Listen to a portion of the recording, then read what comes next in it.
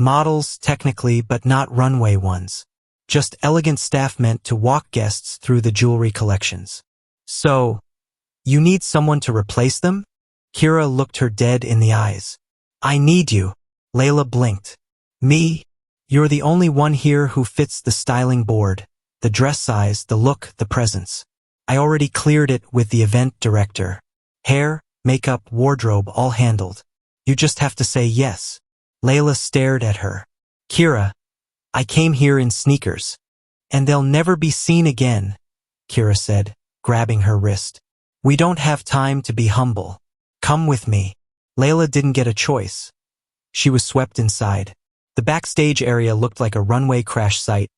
Stylists rushing, jewelry cases unlocking, makeup artists powdering cheekbones with military speed, someone screaming about lighting adjustments, someone else shouting about misplaced champagne crates. Laila stood frozen in the middle of it, holding her tote bag like a shield. A stylist finally noticed her. You're the replacement? Good face. Strong lines. Soft eyes. I can work with that. Before Laila could answer, she was seated. Her hair released from its tie, waves pulled over one shoulder, pins and brushes and faint sprays of perfume circling her head like a spell being cast. Her makeup wasn't heavy, just refined. Her reflection shifted slowly from student intern to someone who could survive in that room outside. Then came the dress. It wasn't just emerald. It was deep emerald silk that moved like water. Sleeveless, fitted at the waist, the kind of gown that didn't shout for attention but demanded to be seen. A thin line of crystal embroidery traced the neckline like starlight. Laila stared at it, stunned. This isn't for me, she whispered. Yes, it is, the wardrobe manager said flatly. Tonight it is. She helped Laila into the gown, zipped it, stepped back, and gave a long exhale. Oh, this will cause trouble, she said. Laila swallowed. Trouble. Men will stare. Women will panic. And someone will fall in love, whether they want to or not. The words meant nothing to her in that moment. But they would later. When she finally walked back toward the entrance floor, she wasn't sure she recognized her own footsteps. Her heels made no sound on the polished marble. Her hands felt too empty without her phone. Her heart beat too loudly in her ears. She didn't look rich. She didn't look powerful. She looked like a dream being borrowed. She arrived at the top of the staircase that overlooked the main ballroom and stopped breathing. The room below was a world she had only ever seen in screen captures. Black tuxedos, glittering gowns, diamond showcases lit like museum artifacts, live orchestra, champagne fountains, sculpted ice, cameras tracking every entrance. And somewhere down there, she already knew was Liam. She didn't come to see him, but she knew he was here. Men like Liam were always here. She lifted her chin, drew a breath, and began her descent down the staircase. She didn't notice the man who had just entered from the opposite side of the hall. But he noticed her. Do-yun had attended hundreds of high-profile events, but he never arrived early. He arrived when he was expected, not out of ego, but because timing was a quiet kind of power. A chairman who walked in late without apology was a man accustomed to the world waiting for him. Tonight was no different. His black tailored suit was sharp, understated, nothing embellished. He didn't need attention. His name carried enough weight. The moment he stepped from the car, cameras turned, murmurs rose, and the event host hurried forward, bowing slightly. Chairman Kong, welcome. We're honored. Your company's sponsorship made this evening possible. Do-yun nodded politely. Thank you. Behind him, Era stepped out of the car, already smiling for the cameras. She was beautiful, objectively perfectly beautiful, wearing a fitted silver gown that shimmered like frost under the lights. She touched his arm as if they were a natural pair, but he felt nothing. Her hand felt placed like jewelry arranged for display. She leaned in. Try not to look like tonight is torture, she whispered in Korean, voice pleasant for the cameras, tone sharp for him alone. Do-yun didn't insult her by pretending he cared enough to argue. He just walked inside. The ballroom was a masterpiece of luxury. Chandeliers like floating galaxies, gold-rimmed champagne glasses, violinists playing a softened orchestral version of Moon River. The air smelled of roses, money, and ambition. Era smiled flawlessly, greeting executives and wives like a trained diplomat. Do-yun let her. He was scanning the room out of habit, identifying board members, government partners, investors, when his gaze snagged on a staircase across the hall. And then he stopped breathing. She was descending alone, one hand on the railing, emerald silk spilling around her like light poured into motion. He didn't know her name. He didn't know why she was here. But in a room full of people who had spent fortunes to be noticed, she was the one no one could look away from.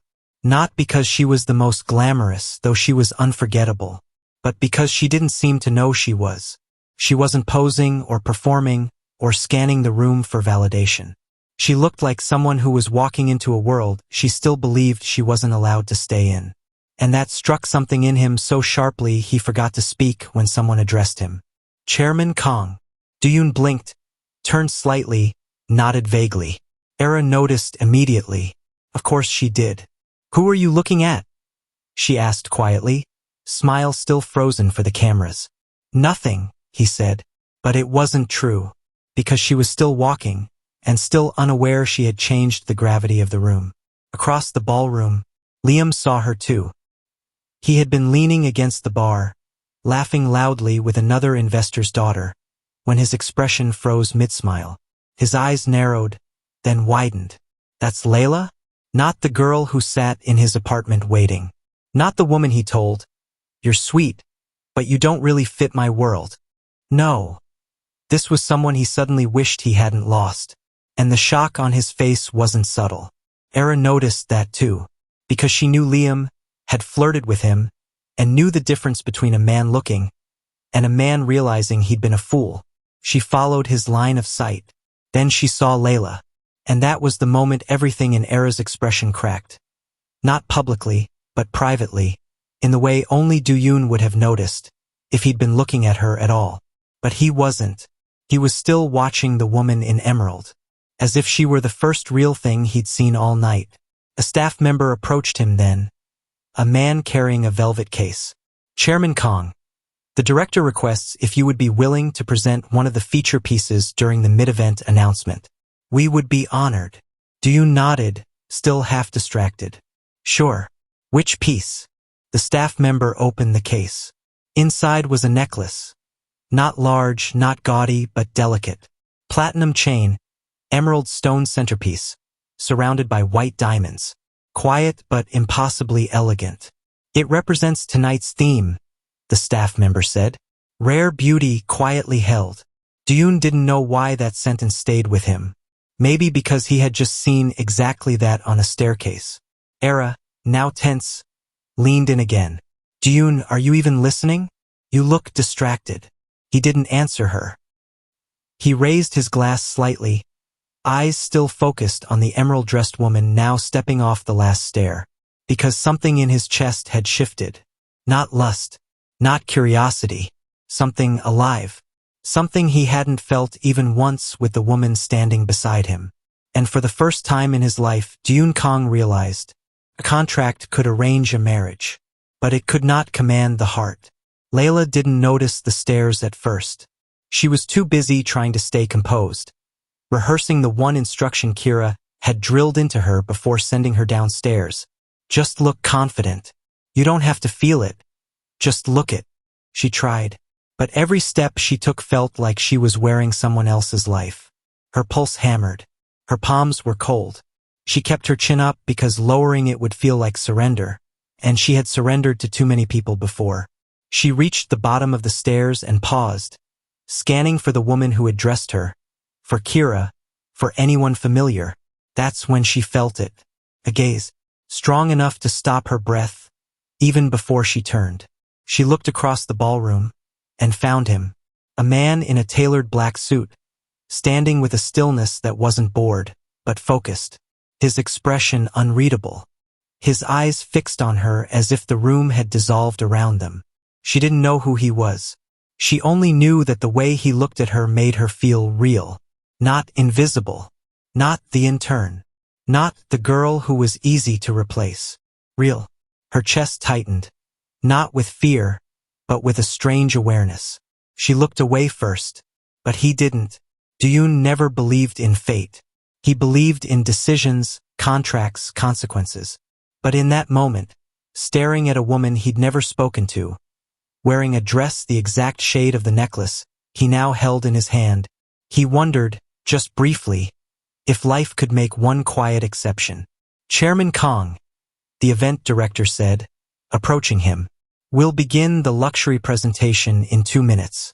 You'll walk the necklace to the display podium and, I won't present it on stage," Do-yun said calmly. The director blinked. "Oh, we can have someone else do it." "No," Do-yun said. He closed the velvet case slowly. "I'll present it, just not publicly." The director hesitated. "Then to whom, sir?" Do-yun saw her again across the room, standing alone, hands folded, pretending not to notice how many people were looking at her. "That," he said, "is not something I plan to explain." He walked away before the director could answer. Laila shifted her weight, feeling the room close in again. She didn't belong here. She knew it. The gown didn't make her wealthy. The makeup didn't erase the part of her that still felt unwanted. The lights didn't silence the memory of Liam saying, "You're sweet, but we're not really the same level, you know?" She had believed him. That was the worst part. But then she felt someone approaching, not with the casual swagger of a flirt, not with the calculating charm of a man who wanted attention, but with a presence that made the air go still. She looked up, and there he was, the man from across the room, close now, even more composed, more powerful, more unreadable, except for his eyes. They didn't wander. They didn't evaluate. They simply saw her.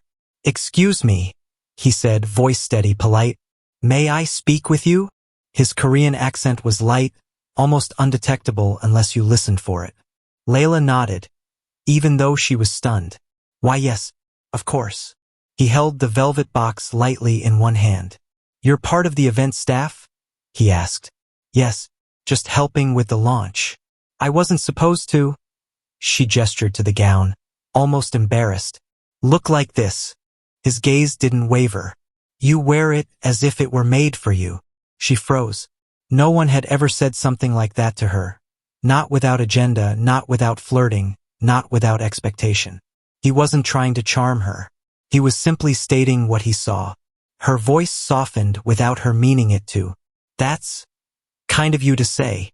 He opened the velvet case, just slightly enough for her to see. The necklace rested inside like moonlight trapped in metal. Laila inhaled sharply. "It's beautiful." "It's more than that," Do-yun said quietly. "It's meant for someone who is seen even when she doesn't want to be." She looked at him then, really looked, and she understood. He wasn't giving her jewelry. He was offering her something she hadn't felt in a very long time. Value. Not earned. Not begged for. Not conditional. Value that existed just because she did. She swallowed. "Why are you showing me this?" He didn't answer immediately. Then, with a calmness that felt nothing like flirting and everything like truth, he said, "Because for the first time tonight, I saw something beautiful that wasn't staged." Laila didn't breathe. Neither did the two people watching from opposite corners of the room. Era frozen in disbelief. Liam, stunned, furious, realizing too late what he had thrown away. The necklace still wasn't in her hands. Do-yun hadn't offered it, not yet. He just held it open like a question. A choice. The orchestra began a new piece. Guests laughed and clinked glasses around them. The night looked unchanged to everyone else. But it wasn't, because in that moment, for lives shifted at once.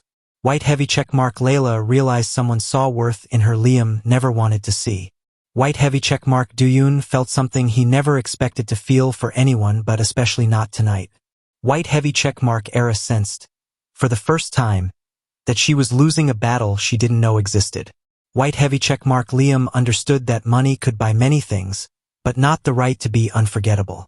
Nothing dramatic happened. No kiss. No declaration. No scene. Just an unspoken truth. Laila woke up slowly, not because she was tired, but because she didn't want to open her eyes and return to the world where last night was only a memory. She lay still in her small apartment, staring at the ceiling, waiting for her heartbeat to settle. It hadn't. Not since the moment that not stranger Do-yun had looked at her like she was something worth noticing. She hadn't slept much. Not because of excitement, but confusion. Something had happened last night. Something that wasn't flirtation, wasn't fantasy, wasn't the cheap attention she was used to from men like Liam. She sat up. The emerald gown was folded over the back of her chair. Unreal, like a prop dropped accidentally into the wrong life. Her hair still held a faint scent of perfume. Her lips still felt, remembered, not kissed, just seen. She pressed her fingers to her temples.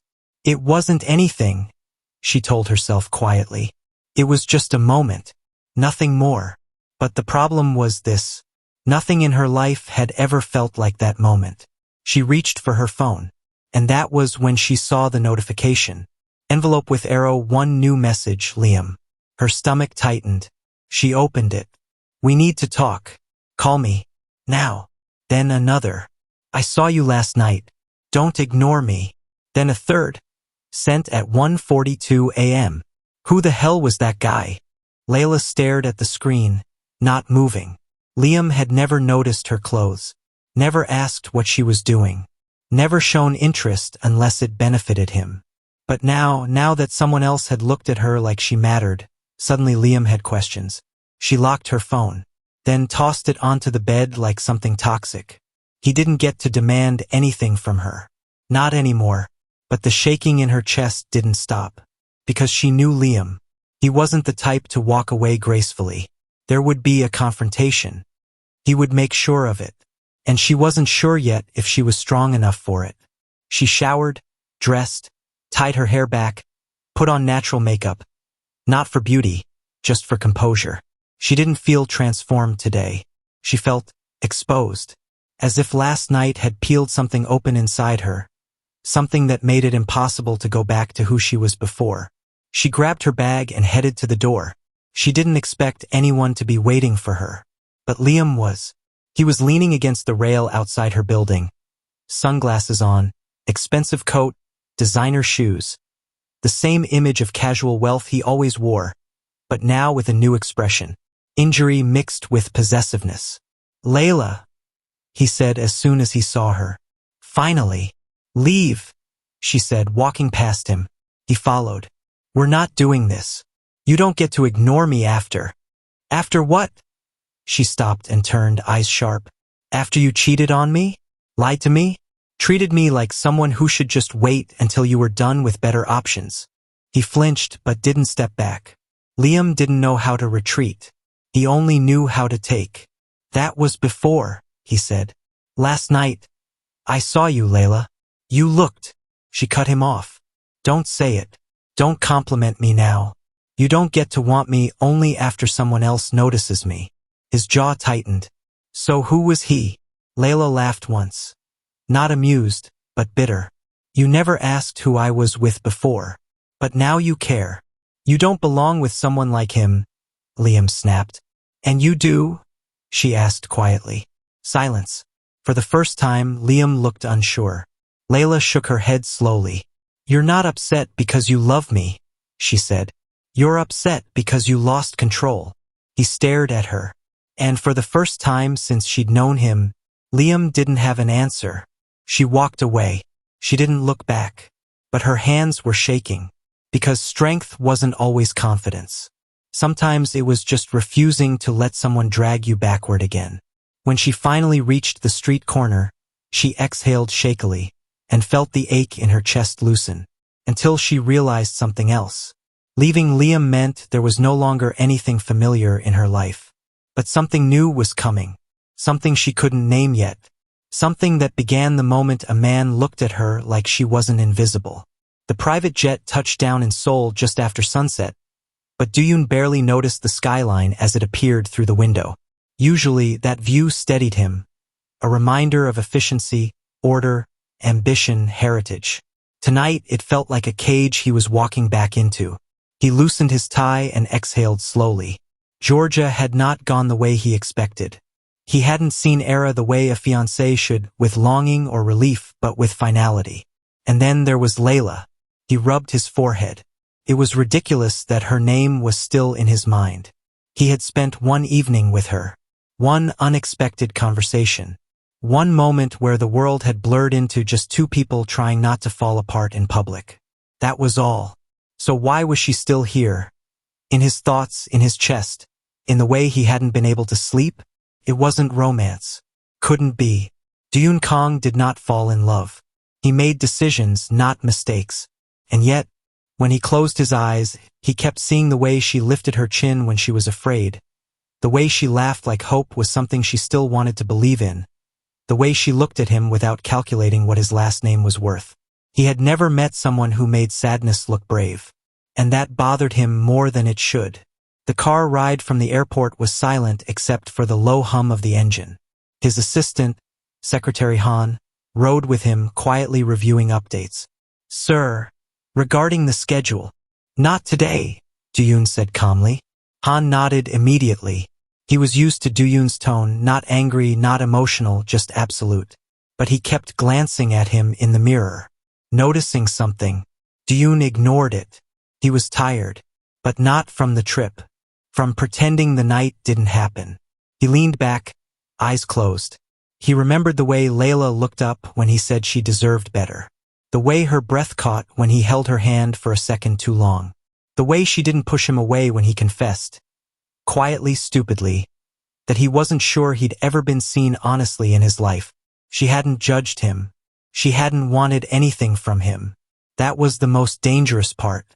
A woman who didn't want his money, his name, or his position, just his honesty, was a threat far greater than any business rival. Because she could ruin him without trying. When he arrived at his penthouse, something was off. The lights were on. He already knew who it was before he stepped inside. Era. She was sitting on the sofa, legs crossed, scrolling through her phone like she lived there. She didn't look up. "You're back early. I didn't know my schedule had been submitted for your approval," he replied calmly, removing his coat. "That's not what I meant," she said, finally turning to him. "You were supposed to stay another week. I finished what I needed." Era studied him. She wasn't stupid. She had been raised in business just like him, taught to interpret silence, posture, eye movement, tone.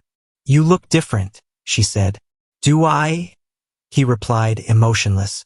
"You do," Era said slowly. "Did something happen there?" He met her gaze evenly. "We agreed not to ask personal questions." She hesitated just a second. Then her voice softened, the way it always did when she wanted something that required emotional access. "Do-yun, are we still okay?" He looked at her for a long moment. They were not enemies. They were not lovers. They were two signatures trapped in a contract disguised as a future. "You and I," he said quietly, "were never okay. We were just manageable." Era didn't flinch, but her fingers tightened around her phone. "And what if I don't want to be manageable anymore?" she asked. "You never wanted me," he replied. "Just what marrying me would secure." She didn't deny it. She didn't have to. That was the first truth they'd ever spoken out loud. Era stood. "So what now?" she asked, voice sharper. "You want to call everything off?" He didn't answer. Not because he didn't know, but because he knew too clearly. That night in Georgia had already broken something open, and no amount of silence would fix it. Later, when she finally left, he went to his study. Not to work, but to do something he had never done before. He searched a name. Laila Anderson. Business intern. Marketing student. Atlanta. Parents not wealthy. No record of privilege, scandals, tabloids. Not a socialite. Not a PR risk. Not a stepping stone. Just a woman trying to build a life from scratch. And yet, Do-yun scrolled slowly. The more he read, the more the knot in his chest tightened. Because now it made sense. Why she didn't beg, flatter, chase, or pretend. She wasn't raised to see him as a prize. She wasn't raised to see herself as less. She was the kind of woman who could love someone without needing to own them. Which meant, if he wanted her, He would have to show up not as CEO Do-yun of Kong International Shipping and Trade Corporation, but simply as a man who had been engaged to someone he didn't love, a man who had lived his whole life in control, a man who wasn't sure how to pursue something real. He closed the laptop. He knew what he wanted. Now the question was, would she even want him back? Laila held her coffee cup with both hands, not for warmth, but for grounding. The cafe was quiet. Early morning calm, soft music, the clink of cups, and normally she loved this hour. But not today, because everything that used to feel familiar now felt like a life she was stepping out of. She had left Liam. She had faced him. She had walked away without shaking. She should have felt empowered. But instead, she felt like a door had closed behind her, and the hallway ahead was still dark. She replayed that night at the gala again. Not for the dress, not for the attention, but for him, Do-yun. She didn't know why her heart reacted when she remembered the way he looked at her. Like he was seeing something valuable that she herself had forgotten existed. She didn't want to like that feeling, because it wasn't safe. Men like him didn't stay. Men like him didn't choose women like her. Not for real. Not when the world expected something else. But she couldn't convince herself it meant nothing. Not when every memory of him felt unbearably clear. She pulled out her notebook, trying to focus on work, marketing strategies, product behavior, branding case studies. But the moment her pen hit the page, her phone buzzed. Unknown number. She stared at it, hesitated, then answered. Hello. A calm male voice, low, steady, familiar. Laila, it's Do-yun. Her breath stopped. She sat up straighter. You found my number? I did, he said without apology. I hope that's not a problem. She swallowed. Depends on why you're calling. A pause. Then, I wanted to know if you were all right. Her heart tightened, not because of the words, but because of the way he said them. He wasn't checking up. He was worried. Why would you think I'm not okay? She asked carefully. You walked away from someone you once trusted, he replied. That's never easy, even when it's right. Her lips parted. He knew.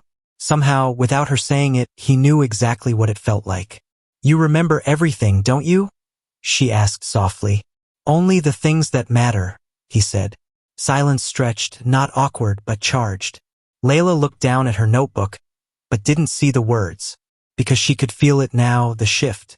The beginning of something she wasn't sure she was prepared for. Do-yun spoke again, voice quieter now. Laila, I don't want to disrupt your life, but if there is ever a moment you need someone to talk to, someone who isn't connected to your past, I want you to know I'm here. She blinked, stunned. Most men offered attention. Some offered apologies. None offered support without ownership. Why? She asked. Not cold, just honest. You don't owe me anything. I know, he said, but I think I owe myself the chance to not ignore something real, just because it wasn't planned. Something inside her, something long buried, stirred. Before she could answer, a voice interrupted from behind her. Aren't you going to say hello? She froze, because she knew the voice. Liam. He was standing at the counter, having spotted her, wearing the same entitled confidence as always, acting as if they were still connected. Her eyes widened, and she heard Do-yun's voice on the phone, calm but attentive. Laila, are you still there? She whispered. He's here. The silence that followed wasn't confusion. It was something colder, protective, measured, controlled. Do you want me to stay on the line? Do-yun asked. Her throat tightened, because suddenly, for the first time in a long time, she wasn't alone in the moment she feared.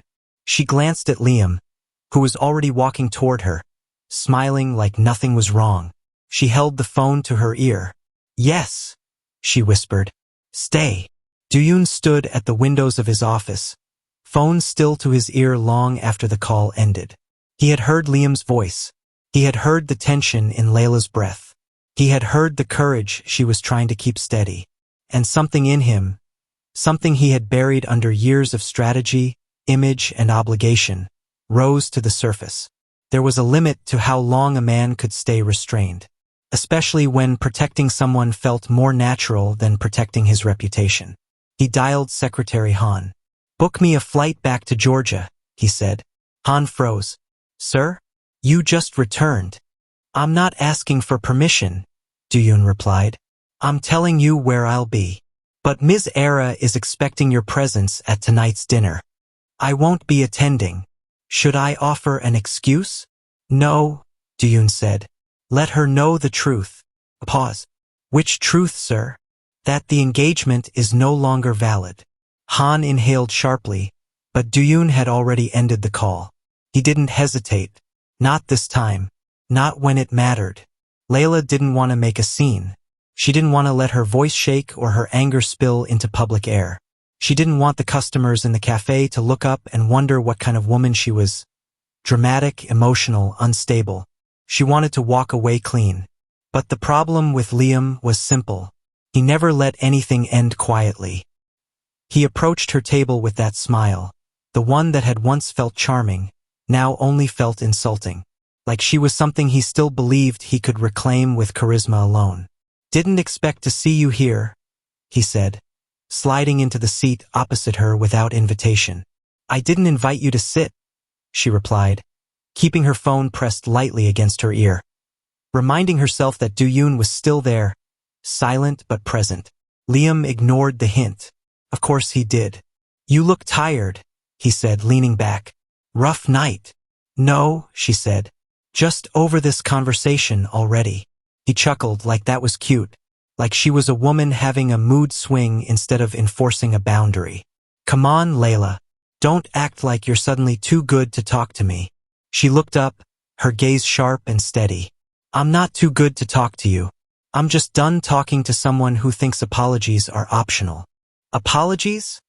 he repeated, laughing like it was a joke. "For what? For living my life? For not being attached at the hip like some teenage boyfriend? For cheating?" she said quietly. That wiped the smile off his face. He leaned forward.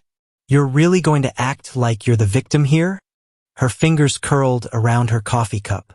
"Liam," she said, voice controlled. "I'm not acting like the victim. I'm accepting the truth and walking away. And I'm not letting you," he said. There it was. The real Liam. Not the charming rich guy. Not the generous boyfriend who bought designer gifts when he felt guilty. But the man who believed control was love, and entitlement was affection. Layla's pulse picked up because she knew this tone. It was the one he used when he was about to force a decision. "You don't get to let me do anything," she said. "Oh, I do," he murmured. "Because I know you. You don't move on. You pretend. You wait. You hope I'll come back." Her jaw clenched because it had been true once. But not anymore. She lifted the phone to speak, keeping her eyes on Liam. "Do-yun, are you still there?" Liam froze. "Who?" he demanded. But Do-yun's voice answered, calm and deep, loud enough for Liam to hear. "I'm here." Layla's pulse steadied, because she wasn't alone. Liam's expression changed, shock mixing with something uglier. "That guy?" he snapped. "The one from the gala? You're talking to him?" "He didn't cheat on me," she said. "That already puts him ahead." "Oh, please," Liam scoffed. "You think he's different? He's a CEO. He collects women like accessories. He's not interested in you. You're just a distraction he'll get bored of." Before Laila could reply, Do-yun's voice came through again. Not angry, not emotional, just devastatingly composed. "Is that what you think of women, Mr. Carter? That they are things to collect?" Liam blinked, not expecting the man to answer directly. "Who the hell do you think you are, talking to me like that?" "The man on the other end of the line," Do-yun said, "who will not allow you to speak to Laila that way again." Silence. You could feel the shift in the air, the moment power rearranged itself. Liam was used to being the highest status person in the room. Now he wasn't even the highest status person in the conversation. He laughed. But it was the laugh of someone stalling while his pride bled. "So what, you're her new boyfriend now?" Liam mocked. "No," Do-yun said. "I'm not anything to her yet." Layla's breath caught. He could have claimed her. He could have spoken like the man who replaced another, but instead he honored her choice. Then he added, "But I respect her, and that's already more than you've ever done." Liam's jaw flexed. "Put him on speaker," he ordered. Laila didn't move. "No," she said, "because this isn't between you and him. This is between you and your ego. You're not angry because I left. You're angry because I stopped waiting." For the first time in the entire relationship, Laila saw it. Liam wasn't powerful. He was just frightened of losing control. And frightened men lash out. He stood abruptly. "Fine. Be like that. I'll see how long this fantasy lasts before he throws you aside. Don't come crawling back when it happens." "I won't," she said simply. He stared at her, searching for doubt. There wasn't any. This time she didn't flinch first. This time he was the one who walked away. She sat still, hands shaking, but breathing freer than she had in months. When he was gone, she lifted the phone again. "Are you still there?" she whispered. "Yes," Do-yun said softly. "I wasn't going to leave you in that alone." She closed her eyes. Something warm flooded her chest. Not romance, not certainty, but safety. "Thank you," she said, voice small but real. "You don't owe me thanks," he replied. "Just honesty." She hesitated. "I don't know what this is," she admitted, "or what it's becoming." "Neither do I," he said. "But I know I don't want to ignore it." Her lips curved, not a full smile, but the beginning of one. "Are you still in Seoul?" she asked quietly. A pause. "No," he said. "I'm on my way back." She blinked. "Back? To Georgia?" "Yes." "But why?" "Because I don't want to talk to you through a phone," he said. "Not when I could be in front of you." Her heart tripped over itself. A man like him choosing to return. Not for business, not for duty, but for her? She didn't know what that meant yet, but she wanted to find out. The Kong family headquarters was known for silence, not peaceful silence, but the kind that came from discipline, rules, hierarchy. A place where emotions were not visible and mistakes were not forgiven.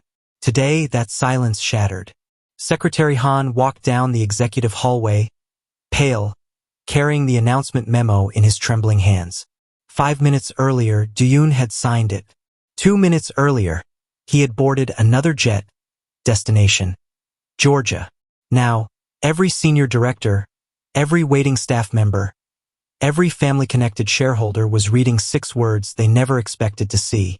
The engagement between Kang Do-yun and Seo Era is formally dissolved. Phones started ringing. Lawyers started texting. Rumors exploded before anyone even blinked. An Era? She found out through the internal notification system, not from Do-yun, not from his parents, not even through a personal call. Her hand tightened around her champagne glass, and for the first time in years, her composure cracked. "He canceled it without speaking to me?" she whispered. Her assistant stuttered. "Miss Seo, I'm sure there's been some misunderstanding." "No," Era said, standing up slowly. "There's no misunderstanding." Her eyes were sharp, her pride wounded, her humiliation burning. And beneath all of that, a truth she did not want to admit. She had assumed she had time. Time to decide if she wanted him or not. Time to treat the engagement like a business deal she could accept or dismiss when she pleased. Time to watch him stay still because he was the kind of man who didn't act on impulse. But something had happened. Something or someone had changed him. Era lifted her phone, dialed his number. It rang once, then went straight to voicemail, which meant one thing. He knew she'd call, and he chose silence. She inhaled shakily, swallowed the embarrassment, and sat back down. But her fingers were trembling against the crystal glass. "If he thinks he can walk away," she whispered, "he's forgotten who helped build this alliance." Her reflection in the glass looked back at her, beautiful, polished, furious. "Whatever changed him," she said softly, "I'll find it, and I will take it apart." Liam Carter hated losing. He wasn't raised for it. He wasn't trained for it.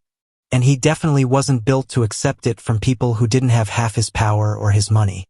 But there he was, leaning against his car, jaw tight, replaying what just happened in the cafe. He had underestimated Laila. That was his first mistake. He had assumed the breakup was emotional, temporary, something he could fix with charm, gifts, promises. But the way she stood up to him today, that wasn't a breakup. That was a departure. And worse, she had someone else now. That Korean guy. That silent, expensive voice on the phone that didn't have to yell to dominate the room. Liam was furious. Not because she chose someone else, but because she chose someone who outranked him. He opened his phone and typed the name, Do-yun. Within seconds, the search results appeared. CEO. Multi-billion import-export dynasty. Wealth beyond Liam's. Power beyond Liam's. Connections beyond anything he could touch. Oh, Liam muttered, breath caught between shock and offense. So that's what I'm up against. And then he saw the headline. Kong Group announces sudden dissolution of engagement with CO family heiress. Liam stared, laughed once, the kind of laugh that meant danger. Well, he said slowly, looks like someone else just got dumped too. He leaned back, smirking now. So the perfect CEO isn't so controlled after all. This was useful, very useful, because people like Do-yun didn't make emotional decisions, unless someone had gotten under their skin. And Liam already knew who that someone was. Laila, which meant she wasn't just a girl anymore. She was leverage. Do-yun sat alone in the jet. No assistant, no secretary, no entourage, just quiet, the kind of quiet people mistake for calm, not knowing it takes force to hold still when your life is changing faster than your logic can track. He looked out the window, the sky black, the clouds a soft blur below him. He wasn't nervous, but he was aware, painfully aware, that this was the first personal decision of his life that wasn't built on duty. The moment he signed the annulment papers, something in him had settled. Not relief, not victory, just clarity. I don't want a future built on obligation. I don't want to be the kind of man who stays where there is no honesty. And I'm done pretending that emptiness is normal. He exhaled, and for the first time, he felt alive. Not because he was running from something, but because he was running toward something, someone who made him choose differently. Thank you for watching. Episode 2 ends here. Find out more about the story in episode 3 coming up soon. If you enjoyed the story, leave us a comment. Also like, share and subscribe to our channel, and click on the notification bell to get notified whenever a new story is made.